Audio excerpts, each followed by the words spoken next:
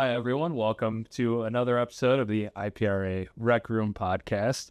Today we were joined by Michael, is it Kranich? Kranick. Yeah. I guessed wrong. Okay.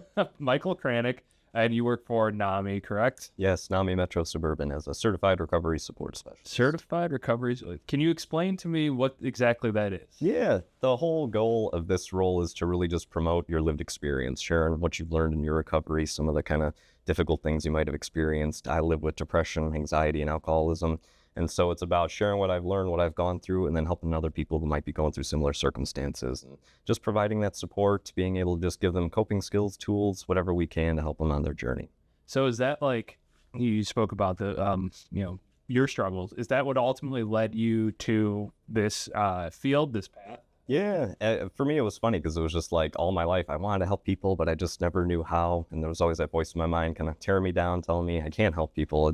It's impossible. You have nothing to contribute. And so it all started with me finally asking for help myself. And I went inpatient back in 2020. And then that started my journey moving forward, where I went to an outpatient program. We had an aftercare group, and somebody posted a link to the College of page and the CRSS Success Program, which is an initiative by the state of Illinois to get more people involved in this field and just break down barriers to mental health. And that was just so amazing. It was something I jumped on right away. And now my second year at NAMI, and I love what I do. So I've got to ask, does that mean you're a therapist? Can you prescribe us medication? What's kind of like the difference between a certified recovery support specialist and maybe like a primary care provider? No, that's a great question. And it's something we always have to kind of delineate because we have to stay within our role. Therapy is such a powerful kind of instrumental tool that a lot of people can utilize. And they have that higher level of education where they can kind of go more in depth with trauma and kind of dealing with certain issues. But for us, it's really just about, hey, we just want to be here for you. We want to hear you out. We want to share what we have experienced and ways that we can kind of support you. So a lot of it really is just listening to individuals, letting them know that they're not alone, and just showing them, hey, we are capable of change and there is always hope. If you don't mind me asking, ultimately, what led you to seek external help? For me, like I've experienced suicidal ideation ever since middle school. That was something that stayed with me. And I finally reached a breaking point in my life where it was either I end my life or I get help. And so I needed that breaking point to finally help me understand that there is help out there, there is support. And I mean, I had no idea about NAMI or the RSS role or anything like this. And I'm so grateful that I was kind of exposed to that and I found where I was always meant to be. Do you think any of it was related to maybe a stigma about getting help, or did you think that ultimately, at some point, did you think that you'd be able to work through these issues on your own? Yeah, that was one of the biggest challenges. Even all I would ever hear about was therapy. I was prescribed antidepressants back in the day as well, too, and that didn't work. And so I'm like, all right, maybe it's just me. Maybe it's just how I am. And with therapy, it was challenging because it's just like, who accepts my insurance? Is somebody only, couples therapy, pediatrics, things like that. And so it was really challenging. And so for me, I self-medicated with alcohol. It's just like, this is easy. This is accessible. And it was just something that I felt like that was my only tool and all I had to do. And so I didn't know about the resources that were out there. And that's why I love like being in this position where I can promote those services and just really get people more help that they need. So would you say you see a lot of people that kind of fall under that same path? I will say that very similar to you, I recently went through a mental health journey per se. And honestly, stigma was one of the things that really got me. Similar thing. I have anxiety and like depression, and I thought I had ADHD, so I'm going through things right now. But ultimately it was like, all right, enough's enough. Like, I got to do something about it, right? But do you see like trends with people that come into a NAMI location? Where do you is it common, I guess?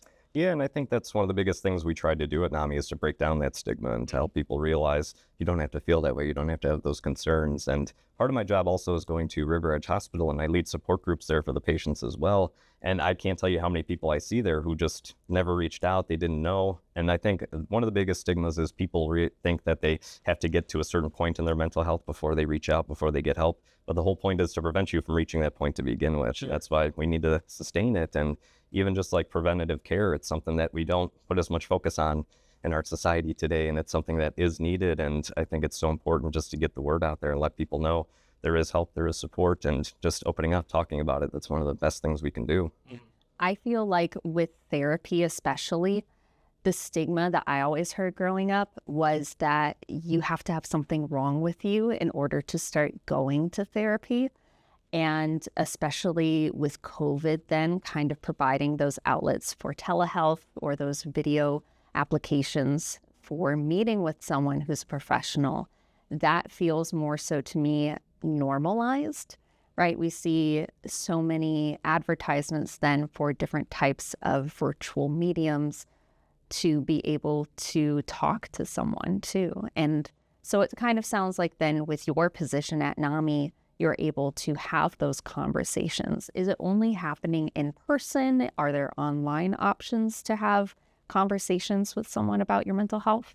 The great thing is they can come in person or they can call over the phone. So even if you can't make it out, we're just a phone call away. And so that's what's really kind of important too, just having that accessibility, I feel like. And we just went 24/7 last year too, which is not only provided more access, but it's created more jobs. And so it's been really just a great kind of experience of seeing how much care is being put into this field. And we've made a lot of progress. There's still a lot more to go, but you're seeing good strides being taken for it.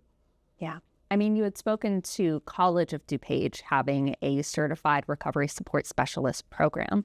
So do you know of any other colleges in the area, or even like what was kind of the educational process for you in terms of pursuing that certification?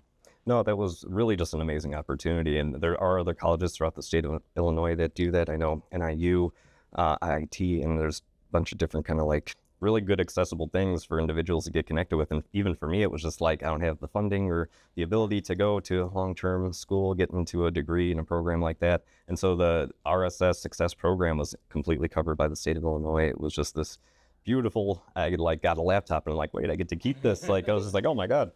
And so it was just really kind of incredible, just like the opportunities that were there. And for me, like even just getting there, it was just, I just had to really tell my story. I had to be like, why is this field important to me? How can I kind of make an impact in that? And then once I kind of like went through the interview and everything, they accepted me on and didn't even need an associate's or anything. It's just really an amazing kind of certification program that's all about getting people into this field. Because I know for a lot of us, we feel like, what can I offer? What can I contribute? And even for me in the field of mental health, I'm like, I don't have any experience. I feel kind of outside of this. I don't know if I'm really cut out for it. But my supervisor at NAMI, he did this kind of great thing where he just showed me like, hey, your lived experience is the most important experience in this part. And so that was just really rewarding to be like, hey, all these things that I felt like took so much away from my life, they now give me this sense of purpose.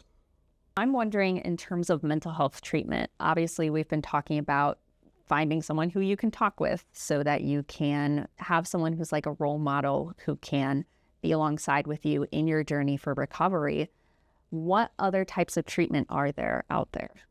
Medication is always an option, and this is something that it can be really beneficial for a lot of individuals out there, but it's also kind of hindering a lot of other people as well too. And so even at NAMI and like my roles in RSS, I'm all about personal choice and just empowering that individual to make the decisions they feel are best for them. And so it's challenging because you don't always know. And like I said, even for me, like medication didn't work in the past, and that made me feel more kind of alienated and more kind of lost because I don't know what to turn to. And so for that, it's just kind of trial and error a lot of times too. I always tell people sometimes you're just not going to know how it affects you. But the one thing I'll say that does always help, and it's something that's kind of saved my life in recovery and sobriety, is support groups. And I think that is so valuable, just finding community, finding people who understand you, that there's no judgment, criticism. It's just, hey, we're accepting each other. We're getting into kind of this new way of living, and we got support every step of the way through it. I feel like one stigma I also grew up with was that, like, if you started using medication, you would have to continue using it, and it would actually turn you into a different type of person. And for my own mental health story, I remember being in college talking with the on-campus therapist, and that was okay because then I wasn't using health insurance or what have you to go to therapy, and my parents didn't need to know that I was talking with someone. But I was really resistant to the idea of medication because I thought that I could just think myself out of feeling so depressed, or just reprogram myself, or why would I pay someone money to talk to me? That sounds really sad. But she had really challenged that line of thinking.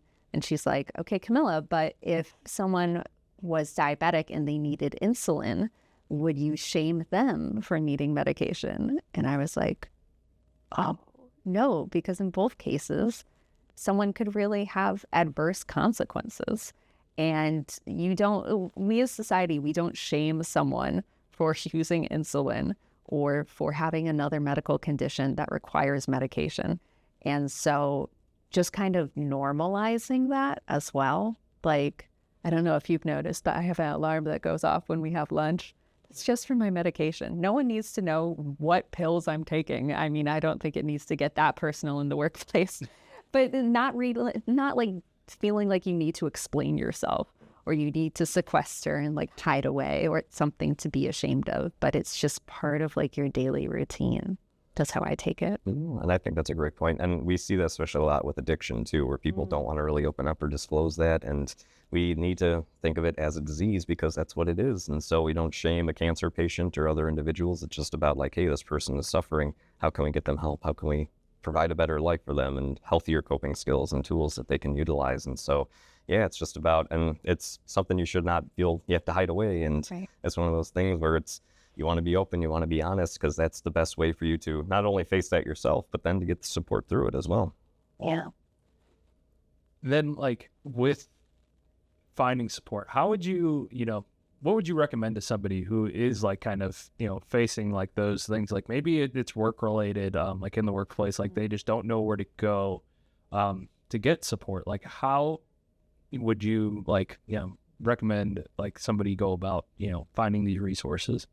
I always say definitely check with NAMI because we have affiliates all across the state of Illinois, all across the country, and it's just really kind of great to see what your local affiliate might have resource-wise where you can kind of go and talk. And there's a lot of great kind of other organizations. There's the Phoenix, that's an organization I kind of get connected with, and they're a sober active community. They only require 48 hours of sobriety for a lot of their events. And they recently changed the app, and so the app is now New Form. And so on New Form, they have the Phoenix, they have Recovery Dharma, they have Smart Recovery, they have all these different organizations. And so it really is amazing just to see how much access is out there. And I always tell people, hey, just explore it, see what meetings work for you, what resources work for you. And if this doesn't, hey, you still learned what you don't need in your recovery and you can keep moving forward with that. Right. Well, I know, like, I personally on my journey through mental health, my family never believed in any type of mental health. It was just like, yeah, put your head down, you'll be fine. Like, that was just it. Like, there was always a very strong stigma against it. Like, you would hear about somebody somewhere, distant relative, like, oh, like, they're crazy. Like, yeah, and it's something like hush hush, right? Yeah. We don't talk about that. Like, so-and-so's had to go to see a doctor, go see a therapist for that. Like, oh, or like, my mom always called it what do they call them? That was psychiatry, a shrink. A shrink. Oh, yeah. You're going to see a shrink. Yeah. Yeah. But then I'm like thinking back, I'm like, man, I think more of us need to be going seeing like some mental. It's like there's so many issues that everybody just kind of dealt with, and I think there's definitely a line between generations where it was like back then it was so stigmatized, like nobody really saw. And I like now looking back, I could definitely see like I may not be able to diagnose anybody with anything, but I'm like, I think you could be doing better. You'd be better off if you actually, instead of trying to suppress this thing that you've been struggling with your whole life, going to get that help.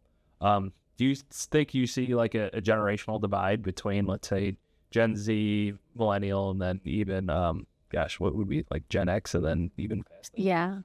No, that's a great question. And it's something I get the pleasure of, like at River Edge Hospital, they have adolescent units. So it's like I can work with individuals who are teenagers, and then they also have adult units. So over 60, over 70. And it's really been kind of amazing to see the different kind of mindsets that a lot of individuals have. And younger people have just this amazing sense of self-awareness. And I'm so glad that they're identifying like, no, there are supports out there and you need to better understand what you're going through so that you can kind of open up about it. And with older individuals, I think the biggest thing is because, like you said, they've been taught all their life to suppress these things. Don't open up about it. Don't express it because it's not what we want to talk about. We want to bury that down. And so for them, it's like really just being more patient, being understanding of like, hey, this person is making that first step of talking, opening up. It might take time for them to feel comfortable, but that's exactly what we want to do, make them comfortable so that they can really explore these things that they've spent most of their life hiding away from. And I think just overall in general, it's challenging because we live kind of like in that individualistic society, and there's so many people who feel like I have to handle my problems on my own. And that was something I struggle with too. Like, I don't want to burden others with what I'm going through. And so now it's just the understanding of like asking for help, that is a strength, because we don't need to kind of just beat ourselves up. We don't need to hold ourselves back in life and in the world, because the more we talk about it, the more we express ourselves and show vulnerability, then we have the opportunity to continue growing and to now be of service to others in ways that we never imagined before. Yeah. I remember with in terms of generations. My mom didn't know that her mom had used antidepressants until after she passed away. But then I think about, okay, well, my grandma was born in the 1920s, and Everything had cocaine in it back then. They're all doing fine. no. But I mean, full disclosure here is that like Michael and I were former colleagues at NAMI, and I had done a whole research presentation, mostly based on the PBS 4-part documentary series about mental health history within the United States. And 1930s is when they invented lobotomies.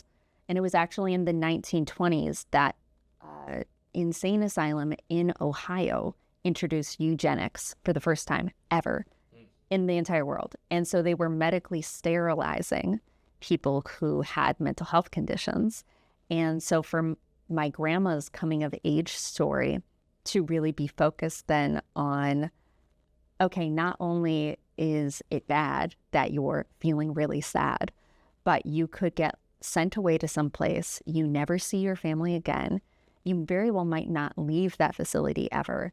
They might remove part of your brain or do just horrible kind of ways that they were trying to cure or treat or mitigate the impacts of mental illness. I mean, they did like kind of the equivalent of waterboarding, where it was just you were hosing someone down, or you would try to sweat out the illness, or you would even do like bloodletting.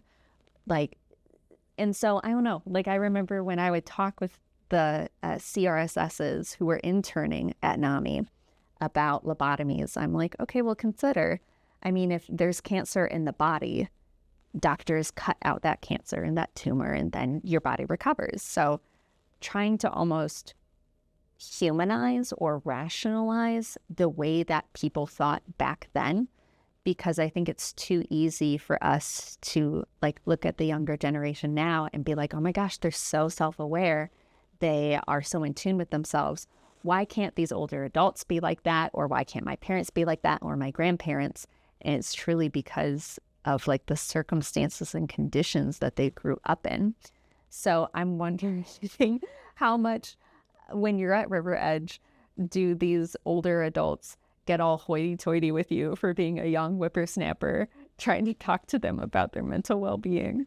It's honestly been the opposite, where they're like, I'm so grateful that you're coming in here and talking to us. And that's one of the reasons I love working with adults in particular, because I show them like, hey, change is possible no matter what your age, and there's support and help. And I think there's a lot more gratitude because, again, they've spent their life feeling fear, feeling like, I don't want to be hospitalized. I don't know what horrors I'm going to experience. And then once they're in that moment, they're like, oh, hey, this is not what I expected. There's people who genuinely care about me and want to help me and lift me up through that. And so it's been really just amazing to experience that. And I understand too, like there's still plenty of individuals, even at the living room that I work with, who are just terrified. They're like, I don't want to be hospitalized. And then what happens? They repress a lot of things. They're not honest about it. And that just makes them more likely to end up in that position one day. And so it's one of those things. There's so many kind of misinterpretations about what hospitalizations are, what they can kind of offer. And I think it's, for me, I'm so grateful for my hospitalization because it opened up my world to help in ways that I really never imagined. And the most important thing I found there was just that sense of community, individuals that were brought together who otherwise would never have met in their life. And now it's just like, hey, what can we learn from each other? What can we teach each other?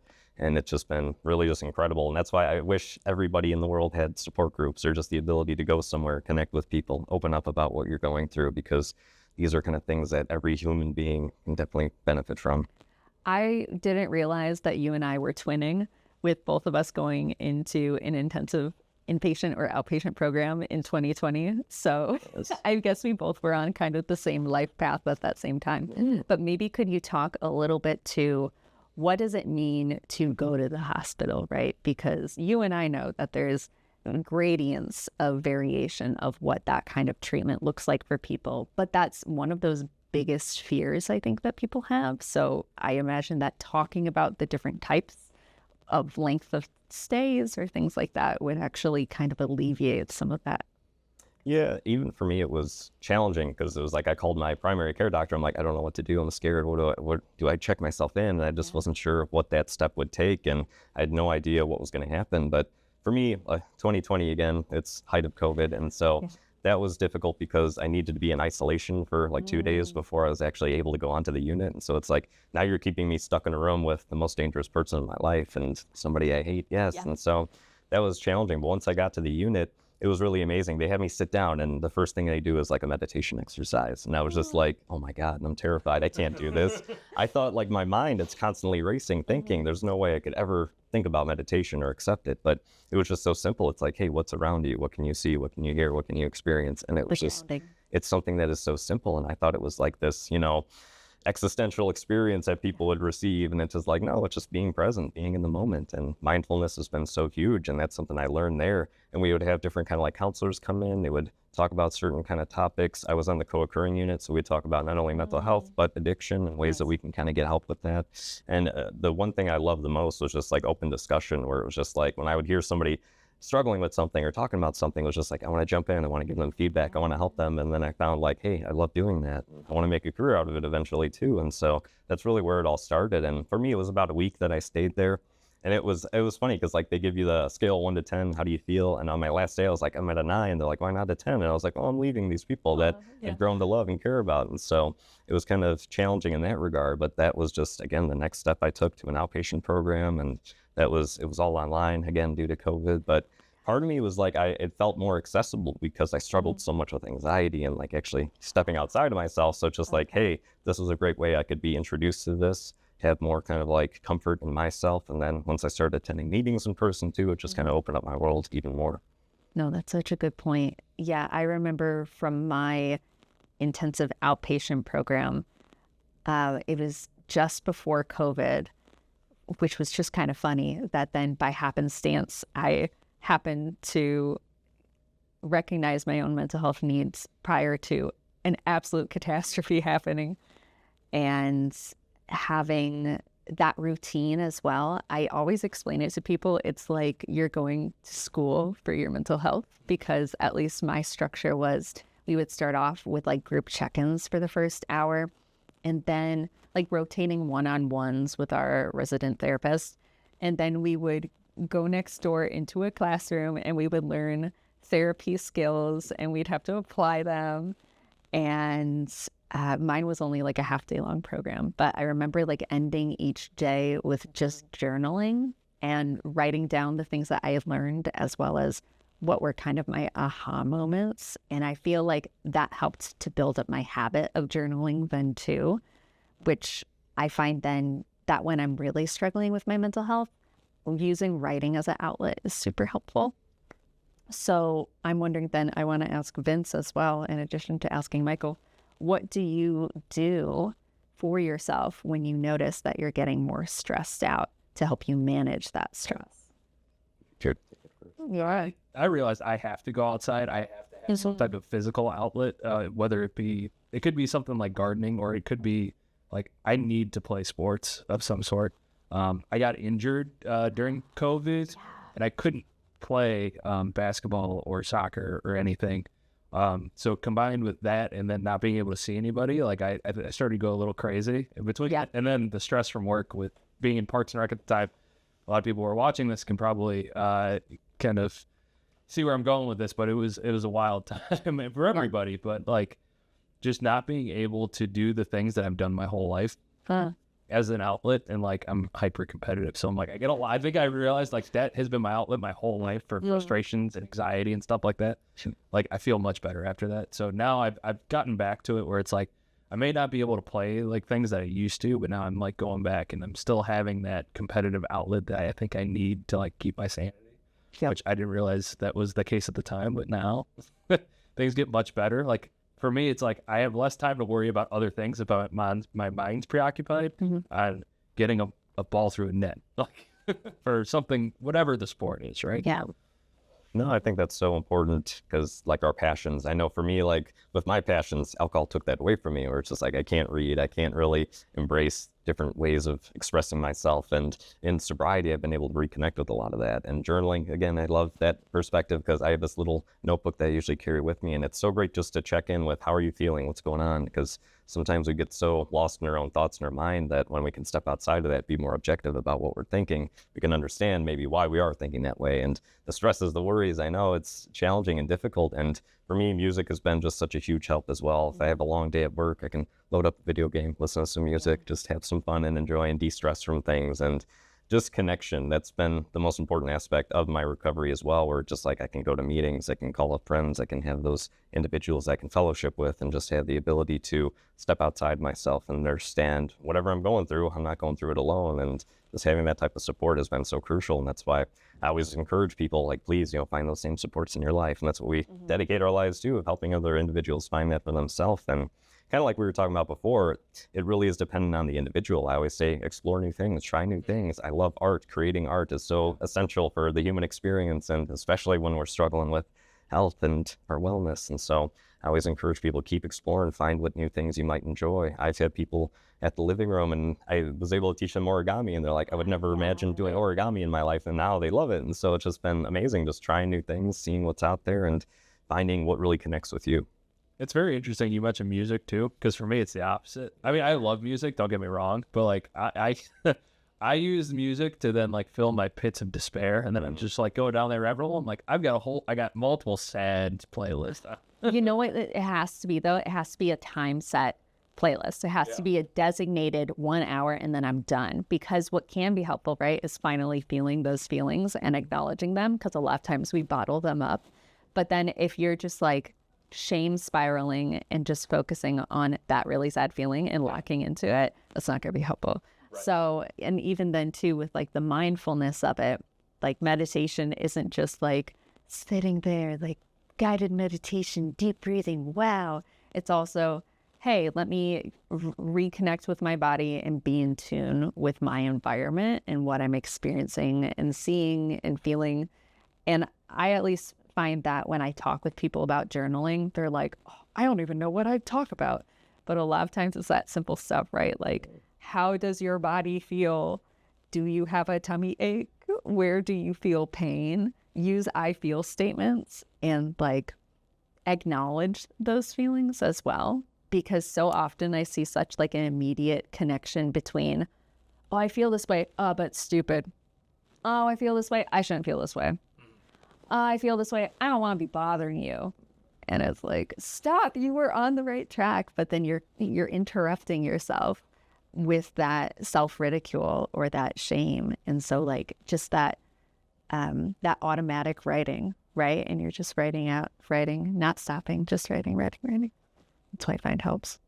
Yeah, and that's a great point you bring up of just, we're humans. Our emotions are what make us human, and they're meant to be felt. They're meant to be experienced. And it's finding that balance of not being overwhelmed by them and overcoming them when we can. And the best way to do that, again, be honest with ourselves, open up about it, express it, and not bottle it up. Because the more we bottle it up, the more it's going to just be sitting there and waiting to burst. That I can't tell you how many times I would get upset over the littlest thing, and it's just like, it's not that little thing. It's all these other things that I'm carrying with me. And that bad moment would turn into a bad day, into a bad week, into a bad month, and it would just escalate. But now I can keep that bad moment, just that bad moment, not let it ruin my day. And that's something I always talk about too. Like with sobriety, we can measure that in time and months, years, how much sobriety do you have? But with mental health, it's more challenging. It's like, I can't go years without having a depressive thought or feeling anxious. So it's just like, what do I do? And so for me, the way I kind of measure that is how quickly can I bounce back from those thoughts and those difficulties. And again, like journaling and having these tools, all these things help me get back to where I was. And at the same time, I experience it, I feel it, and then I understand I can move on from it. And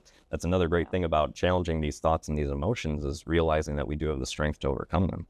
That's a great point too. I like that you brought it up, is how quickly you can move on and like bounce back from those things. Because I think a lot of people, I won't say a lot of people, I do think some people might think like, oh, I'm going to go get help for this, and then it's all those thoughts are going to go away. But like, at least in my experience too, is like, I still have those anxious thoughts and the certain things that I'm struggling with. Like they still exist. But what I've noticed is I'm able to put that aside. Like I'm able to recognize it in the moment and be like, okay, yes, that's a concern. I'm anxious about this, but how quick, like you said, how quickly can I move on from this and like focus on something else, which I think it was huge for me, because at first I came into it thinking like, oh, well, I'm just never going to have an anxious thought about this again. I'm cured. Yeah. But then I was like, oh, but I'm like, I'm still having these thoughts, but I'm like, I'm not lingering on it all day to where I'm like forgetting other things and misplacing things all the time, which was a relief to me, because I'm like, now I can actually like function without feeling like a crazy person. I know it's probably not PC to say. But, like, I literally felt like I was going insane, because I would literally keep thinking about having these like random thoughts, and then I would misplace things. I felt like I couldn't function as a person. Yeah. And that's when I was like, all right, this is a problem.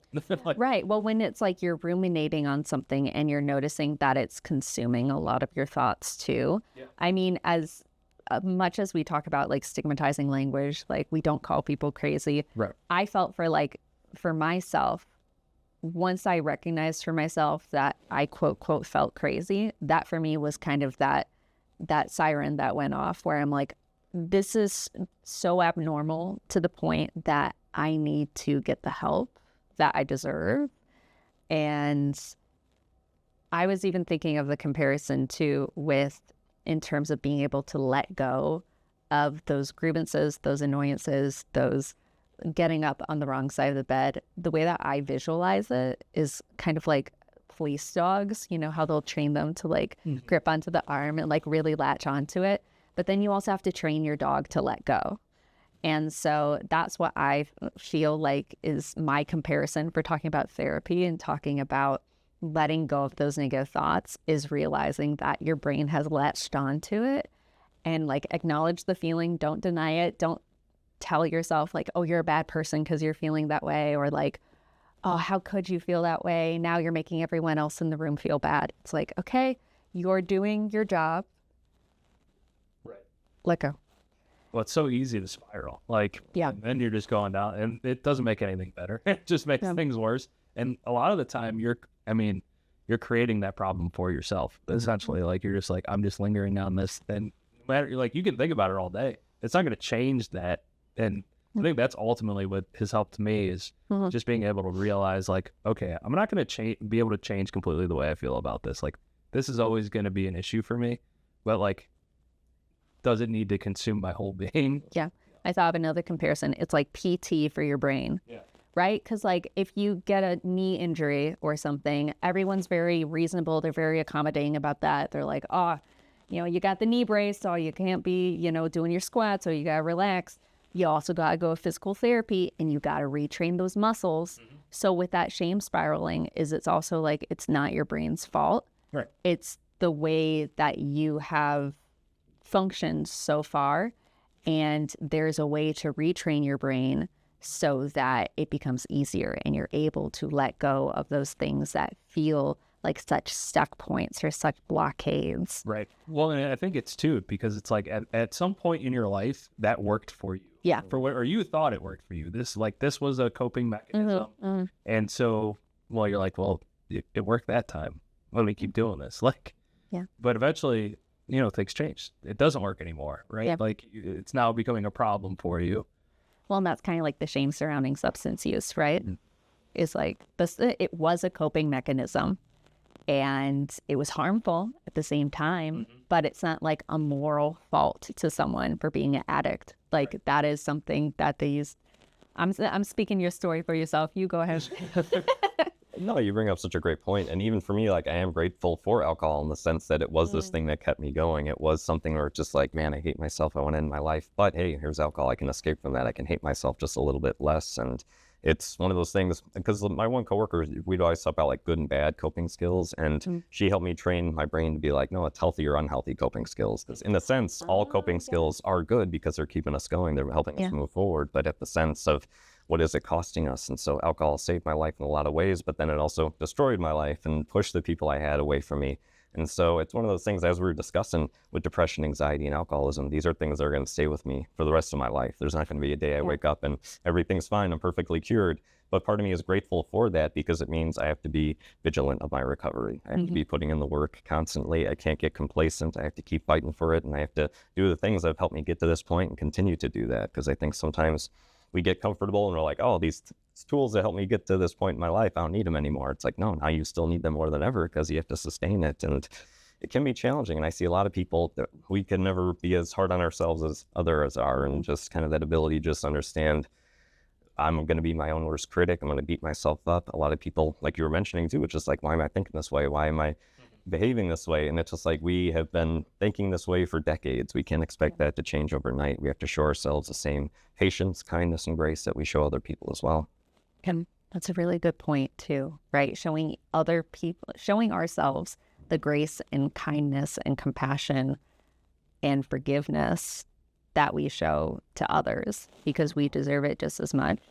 I'm wondering, Michael, what happens if I have someone in my life where I'm like, you know what, you would be a fantastic candidate for recovery or for talking to someone about what you're struggling with, but that person's like, no, I don't want to.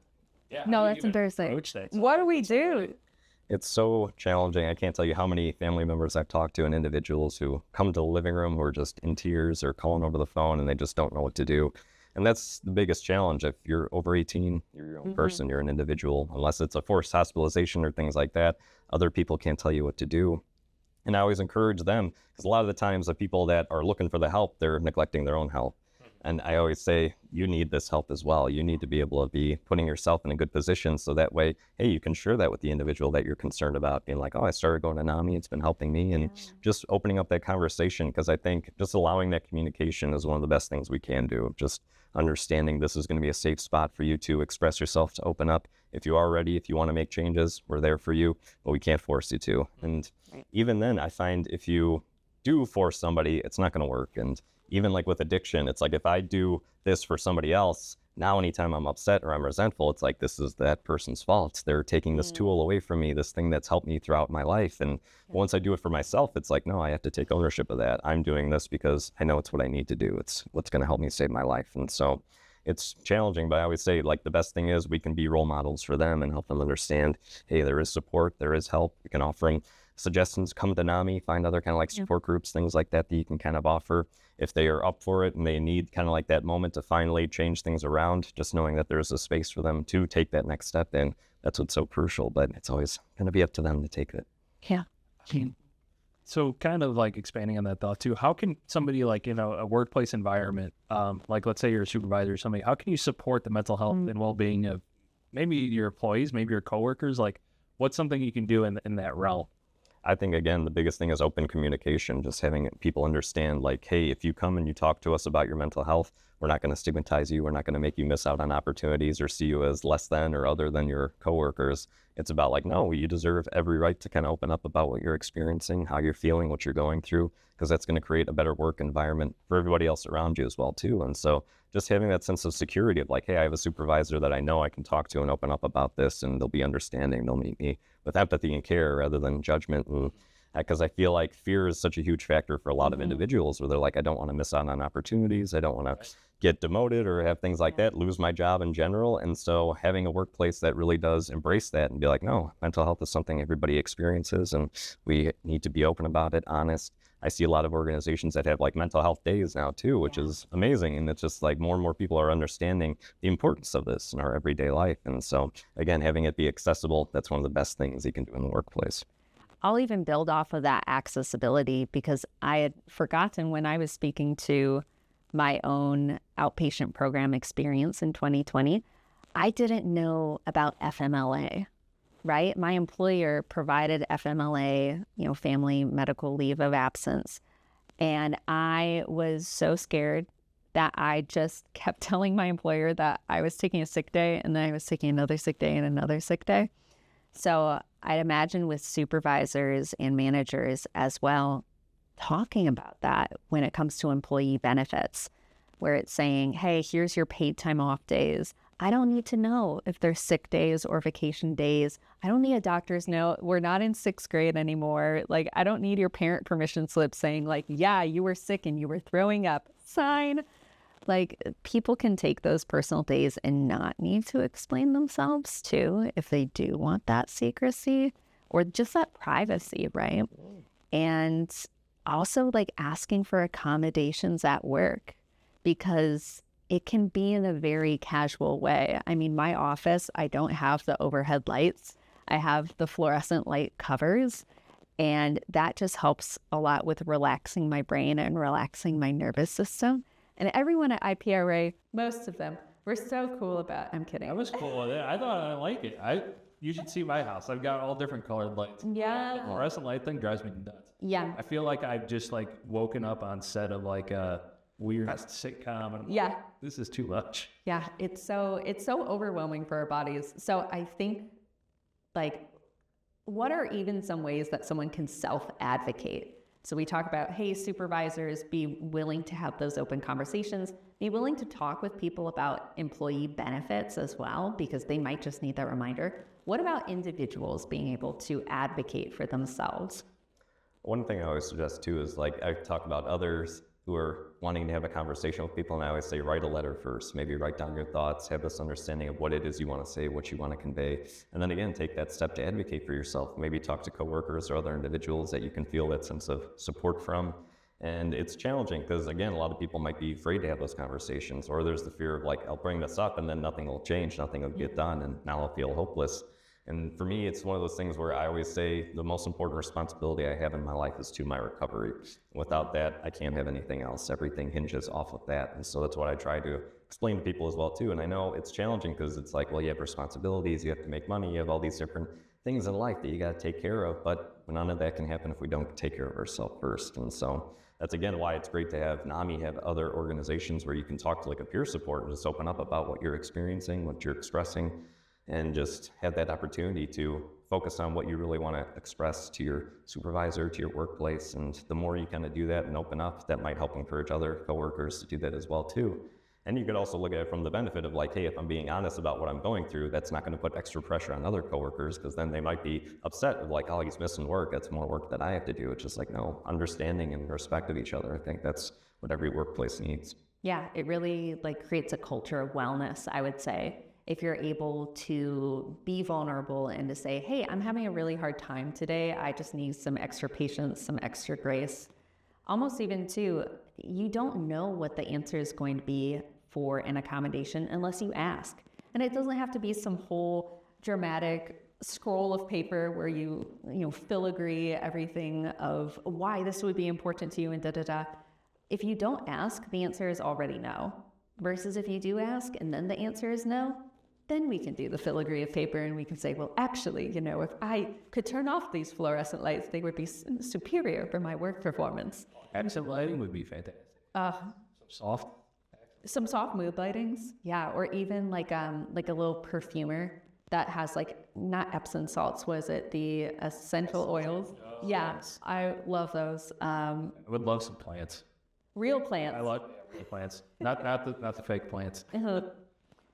They're okay for stand-ins, but I suppose having real plants would be nice. All my office look like a jungle. Like, you go in, whoa, you're expecting just to be ambushed by like a tiger. Like, that's a lot of plants then. All the plants. That's going to be a lot of crisp oxygen, a lot of CO2 absorption. My eyes are gonna be wide open. Like, we got 100% pure oxygen. I'm juiced up right now. Oh my gosh. Do you have any like workplace accommodations that you utilize? I mean, I put on the table off camera, I brought in some fidgets. I neglected to offer them to us as we sat down, but I've got like squishy stress balls. I'm sure making origami is also a nice fidget, because a lot of times people are like, oh, I don't want a fidget that's going to be loud or distracting to people. But if you're just folding paper, it's pretty tame. It's pretty cool. Yeah, nice little kind of artistic pursuits like that. Even just coloring, that's always so kind of, it seems so simple and basic, but it's like, no, hey, just focusing on a painting or a picture that you get to color and draw. And fidgets are also great too, where it's just like something to occupy your mind. I know sometimes we have that anxious energy and it's just like, what do I do? How do I expend it? And so having something physically that you can kind of manage was also great. And I think having just the opportunity to talk to your coworkers. I'm so fortunate to live in a place and an environment that has this openness about, hey, we're all dealing with things. I can't have this job without having a mental disorder. And so it's just about being able to open up about that and processing after we have guests and just being able to have those discussions where it's just like, all right, I can kind of express myself, let that out. And even writing, because I do a lot of notes. And for me, I love the note process because it's just like, I can't go back in time. I can't change the session. I have to leave it all out in this note and understand this is kind of cathartic in that sense of putting everything in this note, finishing it and then moving on. And that's what's really helped me kind of prevent myself from taking work home with me too. That was one of my biggest concerns, because I was just like, I'm going to be thinking about the guests all the time and just what we're going to be able to do. But I've been able to really process just being like, no, I'm leaving it there. I have that understanding of like, I can only do so much in my role, as long as I can end the day knowing I did the best I could. That's the most important thing. So if I may, I'm so curious if you could walk us through, like if someone walks through the door into the living room, which is one of NAMI's drop-in centers, right? And there's other organizations that also have drop-in centers for mental health. They might have a clubhouse model. What happens? Do you have a bouncer who checks my ID and tells me that I have to wait in line? Do I have to like scan? Is there a cover chart? Yeah. We're a nonprofit. We don't charge a single dollar for anything we do. Again, breaking down barriers to mental health. No, and the thing is, that's what's great too. You bring that up. We don't even need to see an ID. We don't want to see insurance, anything like that. And so if somebody comes into the living room for the first time, they'll have the intake. And the intake, we just get some general information down. We do what's called a risk assessment to see how symptoms have been affecting them recently. And then we do social determinants of health. And this is where we'll ask about, housing, food. Do you need other like social benefits and things like that? And then we can pass that on to our community health worker, who can then connect them with other organizations that can assist them further with that. And all of that, it's just like a 20-minute process or so, and we'll just ask the guest about their information. They'll tell us, we take them at their word, and then we do create a profile for them. And this is completely protected. We follow HIPAA guidelines and everything, because that's something we always want to make sure that the people that we're serving know that they're protected, that they're safe, and the information they give us is something we take very seriously. And so once their profile is made, they're free to come in or call. They can come in every single day if they need to. It's just about meeting them where they're at and seeing what kind of supports they need. And we only need the risk assessment done every 6 months, but otherwise, once you get the intake done, you're good to go. And that's just what's really great. And I know you're not here for, giving all this information. You want a session, you want to talk and open up. And so once we get to that, I see so many people who just feel so much better, because a lot of them feel like they just don't have anywhere else to go, or they don't have anybody to talk to. So providing them that safe space for them to explore, open up, do something that they might not really feel comfortable doing anywhere else. It's been one of the most rewarding things I've experienced. So last question. Ooh. This wasn't on your list. This is a question. Not on my I'm card. prepared. Yeah, that was my bad. But this is a question we ask on every one of our podcasts. Oh, What is your dream rec room? Like, what would that consist of? like a break room? Could it be a break room? Okay. Break room. It could be whatever you want. Like, We were talking a little bit about this earlier too. Well, Needing the recreation room, like the break room, the lunch room, to remain the break room too, and not be like a floating space too, because lunch is sacred. Yes. And we all need that. Be like, hey, I just need to go into this environment just to de-stress from things. No work, no concerns, no worries. And so that's such a great question. It's got to have video games in it for sure, maybe some arcade machines. There's this place called Activate in Oak Brook, and it's like... We were talking about that earlier today. I love that. I would love to just like a room with all those games in there in the rec room, and just that way you can get active and also de-stress from things, and calming music, of course, having something we can play. I don't know. There's too many things. How much square footage do we have for the... Right. As much as I want. Indoor pool, movie theater, throw it all in there. Why not? Heck yeah. You haven't asked me. It's my first time on the podcast. I don't even know if we even introduced you. I don't think about it. Oh, It's in the You'll have description. to run it back. we'll run it back at the beginning. We'll have to slate us in. What we'll do is we'll introduce us two at the beginning, and then Smart. We'll bring in like... add that introduction until you're just... Of course. The magic of editing. The magic of editing, truly. I can have you like phase in too, like Please do. That would be amazing. Yes. We'll green screen out the shirt if you put something on it, a Hawaiian print. I think my ideal rec room would be, I immediately did think of like a sensory deprivation chamber pool or like a hot tub. I don't know how you'd go back to work sopping wet, but hear me out. Just the idea of being able to be weightless and just float. I find it to be so relaxing to just have like my hearing really dialed down, because I think I get very overwhelmed by like lots of talking or overlapping conversations or loud noises. So you might also see me often with like earbuds and just listening to some background music, some, nondescript, copyright proof kind of like 12-hour long video. But it would probably just be so dark. We joke we have different signs around our doors here at IPRA, And I asked them, I'm like, you have to rename mine to say Camilla's Cave, because just something where it feels very cozy. Probably so many different seating arrangements would be wonderful for a rec room. I'm talking about a chaise lounge. I want pillows on the floor. I want the biggest beanbag chair known to humankind. I want a ball pit. We should go. We really should. It's got not a funny name. Okay. It's called the Ultimate Sack. That's funny. Imagine trying to do hacky sack. There's no way. There's a way you'd break your foot, but that would not be the way. We have one at our house. It's like as big as that table. That is big. That's like a good 5 foot. It's 5-footer. You sink in it. You go in it, and you're just. Oh, that sounds divine, though. That sounds so good. That's like kinetic sand, but for your back. I just can't get up. Yeah. Probably also, this is such a small guilty pleasure. Cold water. So like we have a cooler for water and it's so good. I want like one of those refrigerators that makes crushed ice. I want Crushed ice or pebble ice? Both.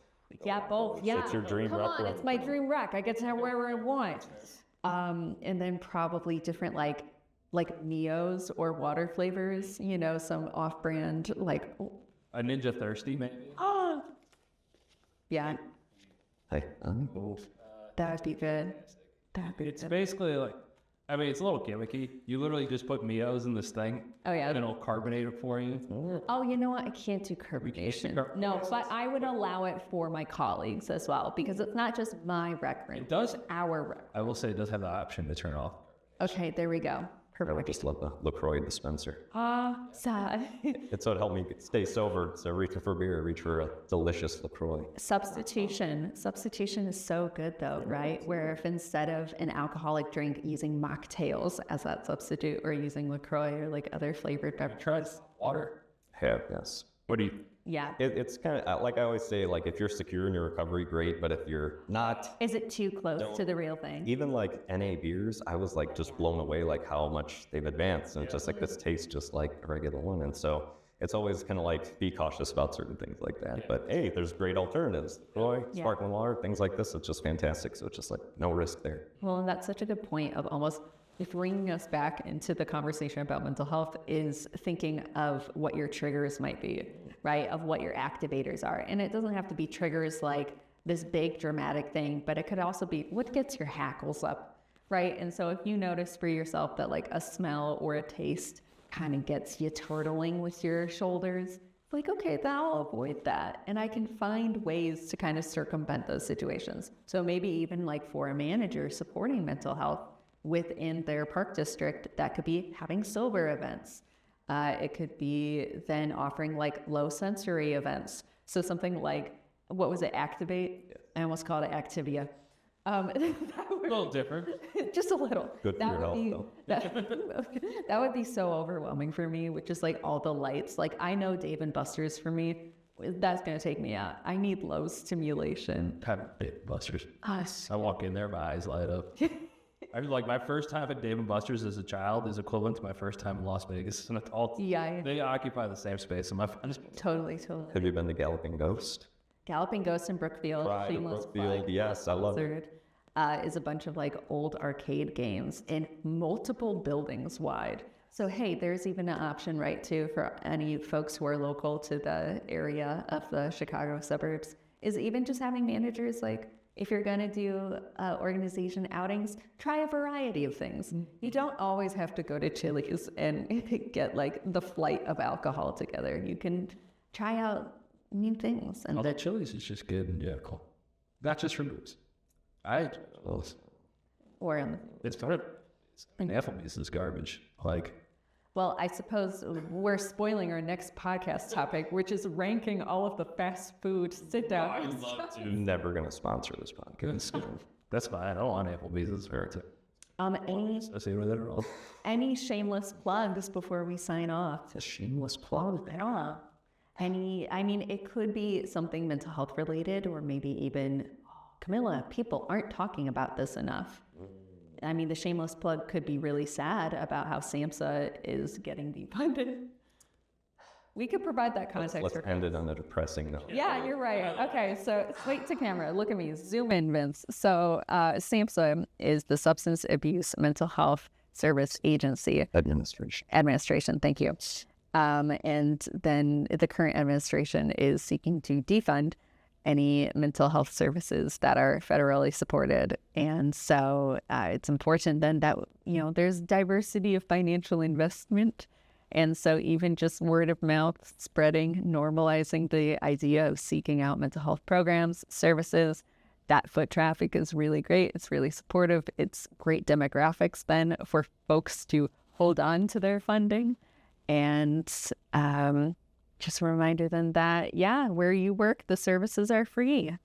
And that helps you keep doing what you're doing.